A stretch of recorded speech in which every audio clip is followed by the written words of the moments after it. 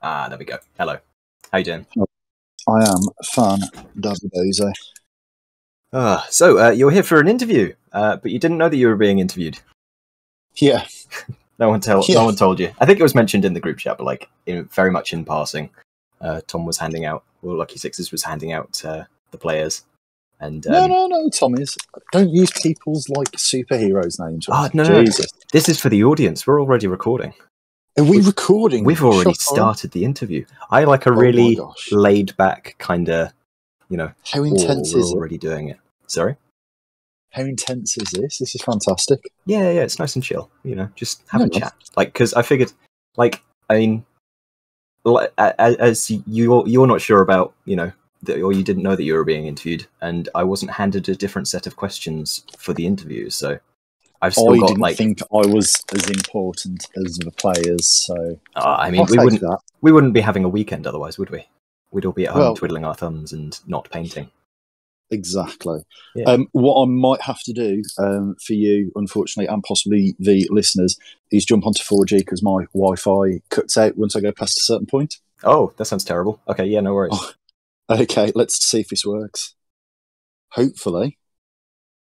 Yeah, He's still there. Yeah, oh he's still my in. Gosh. Perfect. Welcome to the Thunderdome. Yeah, and I can cut that little gap out in editing as well, because apparently Craig doesn't do any editing for Slan Rat Radio. No, he's a monster. I think that's absolute madness. I think I spend way more time editing than I do anything else for this for Cavalier's Tale. It's exhausting. Yeah, he just records and posts. Absolute madman. I mean, yeah, the interviews seem to have been a little bit easier because when you've got two people talking, it's when it's just myself, I've got lots of gaps and ums and stuff, so I have to go through and cut out and make myself sound a little bit more competent. I get that completely. I tried to do one YouTube video, and like you said, the editing took longer than the video. Yeah. It takes a little while getting used to talking to yourself in a room as well, with nobody else listening. Just with a microphone there. There's both everybody listening and no one listening, and it's a horrible feeling until you get used to it. And then when you're editing, all your you sound weird because you're not used to hearing your own voice. It's no good. Exactly. So talk to me about the Masters. Your TO. You've TO'd before because I've been to one of your events. How often do you do it? And are you enjoying it? What's different about TOing Masters to a normal event?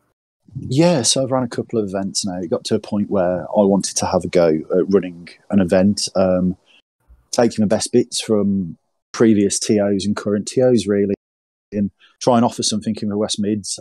Slatch was running Midlands. Before that was the Dudley Boys in 8th edition Fantasy. Oh, okay. Slatch is still, fingers crossed, running Mids at some point, fingers crossed this year. But there's a big gap between Bristol, Cardiff, and even Scotland and Stockport. So I wanted a Midlands-based event. Yeah, no, that's sensible. Nice to fill up the calendar. Have one, not too often, because otherwise some of them get a little bit left behind. But... Yeah, the plan is to run about 2 events a year. Yeah. In the mids, nationally as well for people. And like you said, yeah, it was nice to see because it's Bladen Brum again, isn't it? It is indeed it's not even the new venue anymore. It's the normal venue. Yeah. Oh, I didn't realise they had a new venue. Yeah. So where you went to was their new venue. Was that the one? Oh yeah, it was all one room. Yes. Yeah. It's one big room. Yeah. Previous to that, it was basically an office building. So everyone was all spaced around 2 floors and 3 different rooms. Oh, that sounds very fancy. It was a nightmare. Organising it, I imagine that sounds hideous. But from a player's perspective, you go, "Ooh, this is nice." Yeah, it was quite nice. So table 1 was downstairs on their own, so that was good. And then it was good atmosphere, but it's much nicer at the new Bladen Brum. It's more professional. Yeah, give it a nice proper sports event feel to it. Yeah, definitely. So I know that you've been extra busy with this because it has to go through an extra committee thing. What is it that has to what is it that's different about TOing Masters to ECB? I think it's trying to deal with egos, guys. Yeah, I'm talking about all of you in the Masters. It's the easiest way to put it is I'm running 2 events at the same time. Yeah, I can't, because you've got 2 different list documents and 2 sets of rules. You've got 2 sets of prizes, 2 lots of people. Yeah, groups of guys. And the big thing for me as well is I know it's the Masters and it's important, but I don't want to take the shine off the first 32-man event of the year as well, because the Open is a tournament in its own right.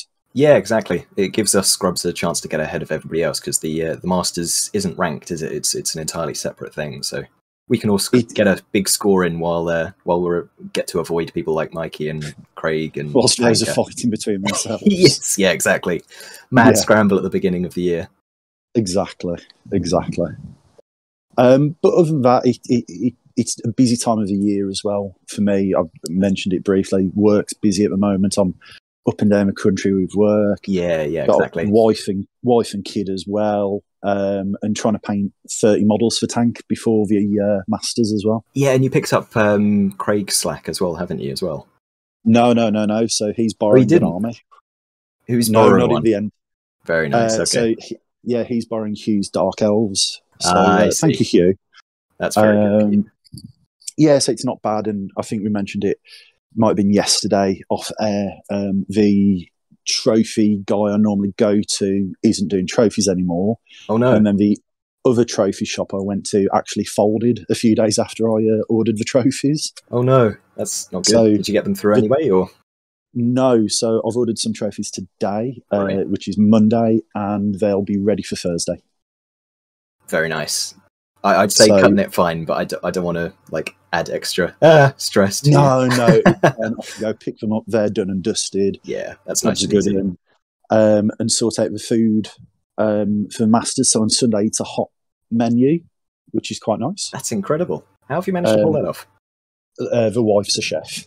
I see. That's awesome. So we've got pulled pork sandwiches, we've got a meat chili, and we've got a vegetarian-vegan chili as well. Amazing. I can't wait for that. So 3 options. I remember the lunch last time was really good as well. Yeah, she does a good spread. Yeah, bless wonderful. So yeah, it's all coming together. Yeah, nice. No, I'm really looking forward to it. And we're only a week away now. I've still got painting to do because I've been doing coverage over painting, but it's only a few models, so it should be done. That's nothing. Yeah, exactly. Could be worse. I did my dwarves in a week before when I went to my first 9th age tournament, which was madness. Won't be doing that again. I remember, I think it was the 2nd or 3rd 9th age tournament in the UK. It might have even been one of the last 8th ed events. I was finishing painting Tank's Elf Army, which he's taking this weekend. Oh, nice. In the car on the way up to Stockport. Wow, that's impressive. How? Yeah. How? I can't do anything in the car. Never let me forget. Yeah, no, that's not an experience you forget about. No. So that's TOing aside. So you mentioned that you've played 8th and you went to 8th tournaments and stuff. How long have you been playing Warhammer Fantasy?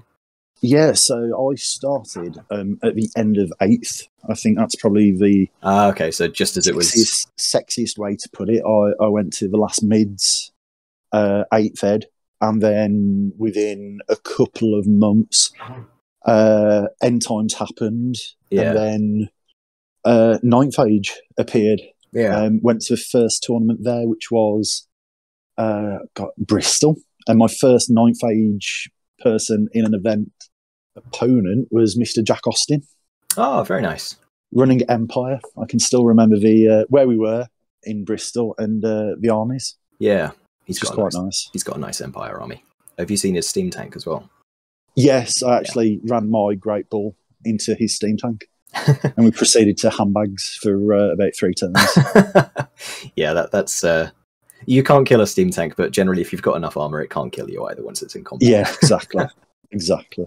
I'll see if I can throw up a picture of Jack's steam tank here. Yeah, definitely. Because I've got one from playing against it in Froome last year. Oh, fantastic! Yeah, but yeah, I've been playing since the start from 0.99 when it was the Wild West. Everything was broken. Yes. And it was a hot mess, but it was a brilliant time. And I did all right with Infernal Dwarfs. I normally got top 15s. Very nice. The list was broken, and it was really good. And then a few changes happened. ID weren't as good anymore. I fell out of love a little bit with the game because we went through quite a rough patch of updates a lot. Units would get nerfed and then come back. Yeah. But it's part and parcel. It's a community-driven game, so these things happen. Yeah, and that was the switch to second edition, basically, wasn't it? That was a real I shift think it away. was like 1.3, 1.5, something like that. It was a huge shift change, really. Yeah. But still love it, still hate it, still love it some more. But I play it for the community, and I know that sounds really corny and a bit lame, but I mean, when you're not at the top tables, of course, it's always for the community. I know what you mean. I'm in the same boat. Yeah, I've made some great friends over the past 5 years now, and it's not a knock on Ninth, but I don't think it would matter what system I'm playing as long as it was the same group of guys. Yeah, there's a really great group of guys playing Ninth Age, and it's always nice to see the same faces and new faces as well. Definitely. Fingers crossed, more faces. Yeah. Well, we've got some new names in the Open as well, haven't we? We do indeed. I'm looking forward to it. Yeah, it should be good. And like I said, first event of the year, so there's a lot of hype. I know a lot of people are excited for it. So yeah, it's going to be good. Yeah, exactly. And I know you play Middle Earth as well. So how long have you been playing war games in general? Oh, God. I'm 32 now. I started when I was, 20 years. Oh, I'm so old. So what's that, 2002 then? Yeah, so I walked into the Games Workshop and went, this looks cool, what's this? Yeah. Had a bit of a break when I was like 17, 18, 19, probably up till I was 21 because I went to uni and found girls and alcohol. That's exactly what I've heard in other interviews, and that's what Jake said when I did the interview with him the other day as well. I think that's just an entirely universal experience. Yeah, definitely. It becomes uncool for a bit, and then you grow up a little bit more, and you go, "Oh no, never mind. This is awesome. This is great." And I've hit the age where instead of going, "Oh no, I play with little toy soldiers," I'm like, "Yeah, I play with toy soldiers. Cool." I mean, you've got to have something outside of work that keeps you sane, right? Oh God, especially with a 17-month-old daughter as well. Yeah, you've got to have something else that's just yours that you can do lots with. But yeah, I've flitted around with different systems. 40k, Fantasy, Ninth Age, Middle Earth, which I'm playing a lot of at the moment. A few non-GW games as well. I just enjoy it. I think it's been mentioned in the press. It's been mentioned on podcasts. There's something very special about wargaming, which you can't really explain to someone who hasn't tried it. Yeah, there's just something so much more involved about it. Yeah, and I think it's a very Games Workshop saying, but I think you have the gene. You have that wargaming gene. Some people don't have it, some people do, but you can normally tell those who do straight away. Yes, and they immediately get it as well. There's no kind of easing into it at all. You either throw yourself in and suddenly you've spent £500 and it's been 6 months and you own 3 armies for 4 systems, or you just kind of don't. Exactly. It's not for everyone. No, it's not. And like I said, the community we've got in the UK, we're all idiots. We're all great guys. And I play it for the people. Yeah. Well, it's a great reason for it. Definitely. So I've seen you play lots of different armies at different events. Do you have a particular favourite army, and which ones do you actually own? Because I think the tournaments that I've seen you play at are UB ones mostly, I think.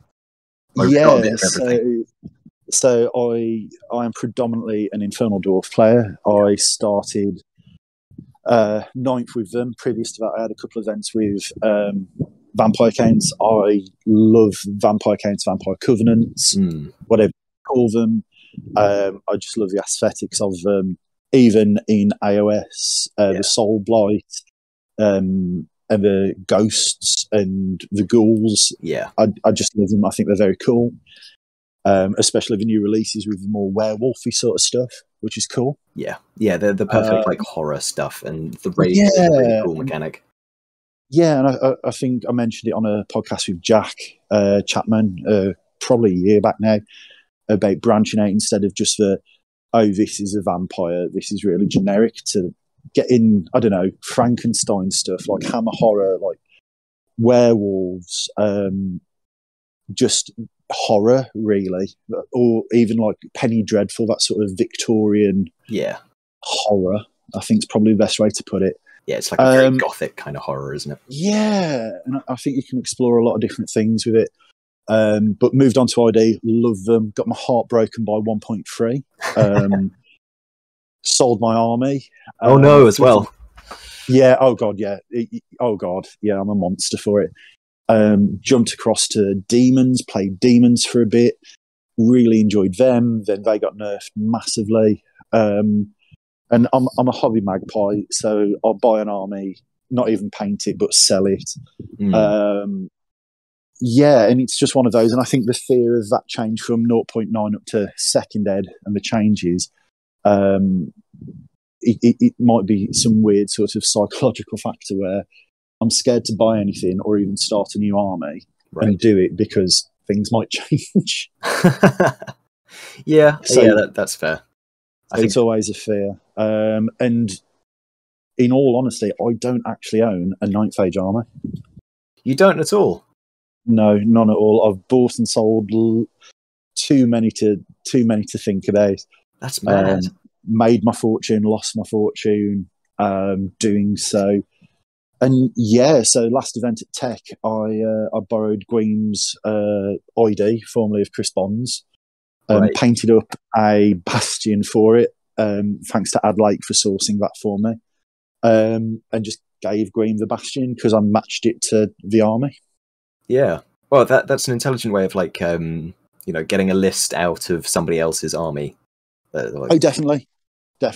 Even if it's painting a model, a unit, if it's cost you 30 quid, it's saved you however much in buying the actual army. Yeah, especially if you like to switch between armies and stuff. There's no point like doing one for an event and then knowing that you're going to be playing something else in a month's time. Yeah, exactly. And it's finding the time. And as we get older, me especially, I've got a wife and kid, so going to events each weekend, dropping 500 quid a month because I've got expendable income on an army just isn't doable, as sad as it sounds, but it is a fact of life, unfortunately. So yeah, currently don't own one.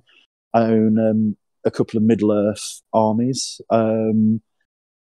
Yeah, but I am looking at eBay currently, and there are some old school 1990s Wood Elves archers, 30 of them for like 8 quid unpainted.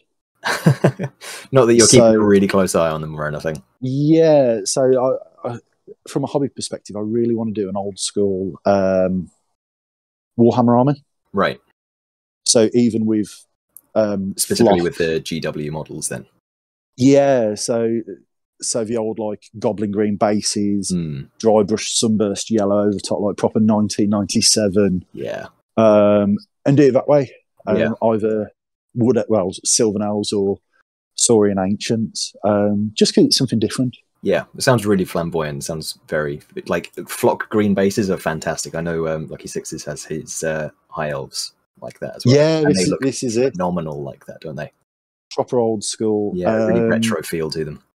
But yeah, it's a running joke that I buy and sell armies, units, models, left, right, and centre. Yeah, well, that explains why you don't have like much of a reputation for bringing like the same army to.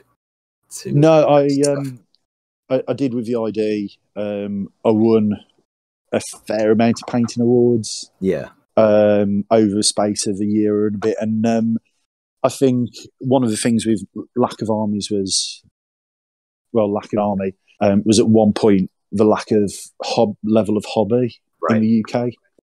People were bringing daft things and fizz repping and counts as, and I was just like, why am I spending 4 hours airbrushing this model for someone to, I don't know, plop a baby doll on the base and it counts as a Kid in Titan sort of thing. Right. That's an extreme, but yeah, that sort of thing. So I think that was the start of it, unfortunately. But went to Tech, had a great time, finished 20th. I think I haven't played in like a year. And it's got my love back.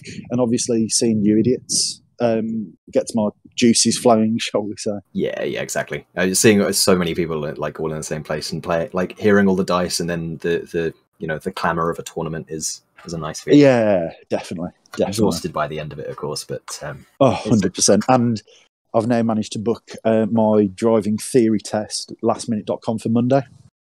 Oh, right, okay. At 8 a.m. So I need to revise over the weekend. Yeah, you're going to have a crazy weekend followed by a mad Monday morning then. 8 a.m. Monday morning. Absolute mad. What possessed you to do that?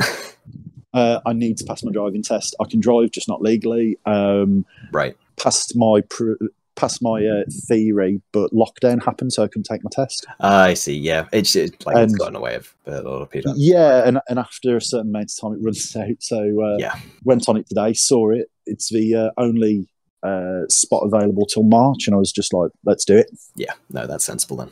So, but yeah, it'll be good. Busy weekend. Yeah, massively busy. Yeah, and so you've only been to the one event this year as well, then? Yeah, Mikey runs a very tight ship with his events. They're really good. I love being up at Element Games as well. Yeah, it's my favourite venue. Sorry, Bib. And yeah, it was just good to see people. And I'd stopped playing UB events because there was just so many going on at one point. It was almost the nail in the coffin of me playing Ninth Age. Right. I'm glad that we managed to bring you back for Tech then. Oh, definitely. It was to see people as well, but it was that case of we play tabletop wargaming, not computer games. Yeah, exactly. There's a very big difference between the two, isn't there? Like in feel, at least. It's nice to have something over lockdown, but it's nice that real events are back. Yeah, definitely. I'm glad people are able to play events, play games, talk to their friends, not taking away anything from UB, but I'm glad it's over. Yeah. Touch wood. Yeah, fingers crossed. So having been to Tech in November, do you reckon you'll try and get to some IRL events this year? I've got a few fingers crossed, wife permitting. I want to get to Scotland in March. Very nice. Which should be really good.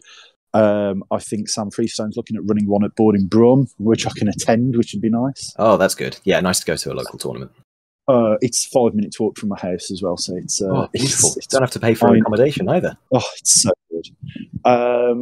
And yeah, I'm running a Teams event later on in the year, which should be good just before the ETC. Yes, looking forward to that one as well. So that should be very interesting, good. And then the world's my oyster, interspersed with Middle-earth events. Fantastic. That's really good news. I'm glad that, after the dourness of online UB and just no tabletop games for the last couple of years, I'm glad that that's you're coming out of it with a spring in your step for wargaming. Oh, 100%. And what I'm going to take from Middle-earth as well is I'm going to have a look, breaking news, people, 1 day ranked events. Ooh, okay. They're massively popular in Middle-earth. They're always full up, and it's trying to see if that mindset and that offer really, that service which I'm offering to people is wanted. Yeah, it's a lot less of a commitment than a whole weekend. 100%. It can save down on possibly accommodation, other expenses. Obviously, it'd be cheaper as well because it's 1 day. Yeah. I can look at offering food, not offering food, so knocking money off if there's no food. So yeah, I'm going to have a look at that and see if it's doable and viable really for people. Yeah, that's fantastic. Cool. We'll keep an eye out for that then. Definitely. Excellent. Right. I think I've held on to you for long enough, especially considering you didn't know about this until just before we started. It's fine, dude. It's fine. It's always a pleasure. Yes. Yeah. It's been a pleasure having you back again. Thank you for joining us. Thank you. Thanks for having me, mate. Cool. Right, and then we'll cut the video there, which is nice. Cool. Yeah, thank you very much again. Sorry it was so last second. All good. No, it's all good, dude. All good in the hood. Yeah, cool. You have pressed record this time, haven't you? Yes, yeah, don't worry. I've got a bot in the chat with us. Amazing.